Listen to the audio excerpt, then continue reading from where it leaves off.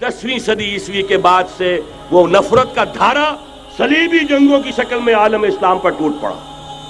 और उसके बाद हाल ही में जो फतह इन्होंने हासिल की, नोट कर लीजिए कि जहां तक प्रोटेस्टेंट मजहब का ताल्लुक है वो तो पहले से इनकी जेब में था। ये वेस्ट का लफ्ज आपने पढ़ा होगा और अखबारात में आता रहा। खलीज की जंग के दौरान वेस्ट एक तो कहते हैं ये भीड़ जो काट जाती है, मुंह सूज जाता है, एक वेस्ट मुखफ़फ़ है। व्हाइट एंग्लो सेक्सन प्रोटेस्टेंट्स, सबसे पहले यहूद ने उन्हें शिकार किया, अपना आलाकार बनाया। यही वजह है, आपको मालूम है 1917 में अंग्रेजों के जरिए से उन्हें यह इजाजत मिली कि फिलिस्तीन में जमीनें भी खरीद सकते हैं, जायदादें भी खरीद सकते हैं। बालफोर डिक्लेरेशन, इंग्लिस्तान का वजीर खारजा था जिसने कि ये इजाजत दिलवाई है। वरना यह कि खिलाफत उस्मानिया जब तक कायम रही है, खलीफा उस्मानी तुर्क खलीफा ने इजाजत नहीं दी, इसलिए कि हजरत उमर रजी अल्लाह ताला अन्हु ने, यह भी अब तारीख की एक हकीकत बयान कर रहा हूं जो शायद बहुत से हजरात के इल्म में न हो, कि जब यरूशलेम के ईसाइयों ने सरेंडर किया है यरूशलेम, हजरत उमर आए हैं, तशरीफ लाए हैं मदीना मुनव्वरा से चार्ज लेने के लिए। उस वक्त जो ट्रीटी लिखी गई है, जो मुआहदा हुआ है, उसमें वहां के यहूदियों, यहाँ के ईसाइयों ने तय कराया था कि यहाँ आप यहूदियों को आबाद होने की इजाजत नहीं देंगे। यहूदी आ सकता है, ज़ियारत कर सकता है, अपने मकामात मुक़द्दसा को आकर देख सकता है, यहाँ आबाद नहीं हो सकता। और ये कौन शर्त रख रहा है? ईसाई। उस वक्त तक ईसाइयों की दुश्मनी यहूदियों के साथ इस दर्जे में थी।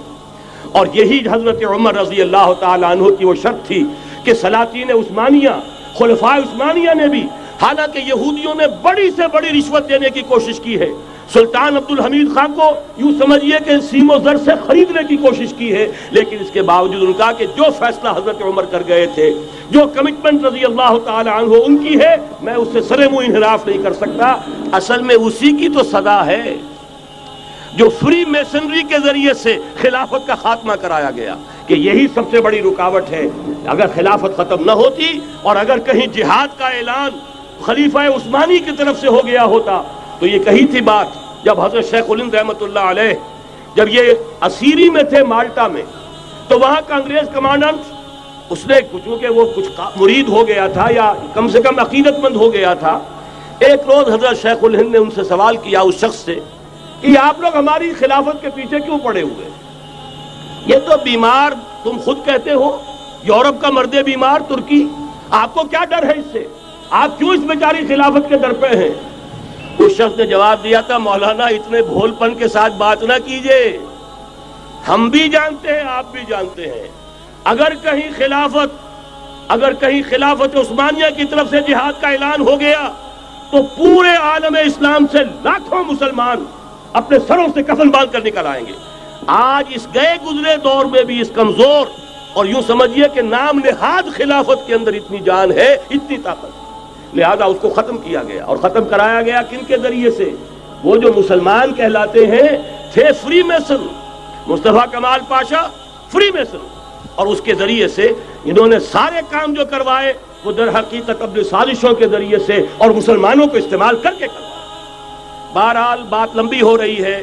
पहली बात तो यह है कि वही नक्शा उस वक्त का आज भी है जहां तक यहूदियों का ताल्लुक है, लेकिन फर्क ये वाक़ हो गया कि उस वक्त ईसाई यहूदियों के ताबे नहीं थे, बल्कि ईसाइयों और यहूदियों के माबैन दुश्मनी थी। आज यहूदी ईसाइयों पर मुसल्लत हो चुका है। फरंग की रगे जहां पंजे यहूद में है, और आज के फरंग का लीडर अमेरिका है। अमेरिका का सदर यूं समझिए कि वो इन यहूदियों का गुलाम है। मजाल नहीं कि उनकी मर्जी से इधर से उधर हो जाए, और अगर कोई गलती से इधर से उधर हो जाए तो उसका पत्ता चाक हो जाएगा। आप देखिए क्या हशर हुआ है बुश का, हालांकि बहुत बड़ा हीरो बनकर निकला था गल्फ वॉर से, लेकिन जरा सा एक बयान दे दिया था कि जो इसराइल को पसंद नहीं आया, तो जो इलेक्शन में चारों शाने चित हुआ है उसका जो हशर हुआ है वो देख लीजिए।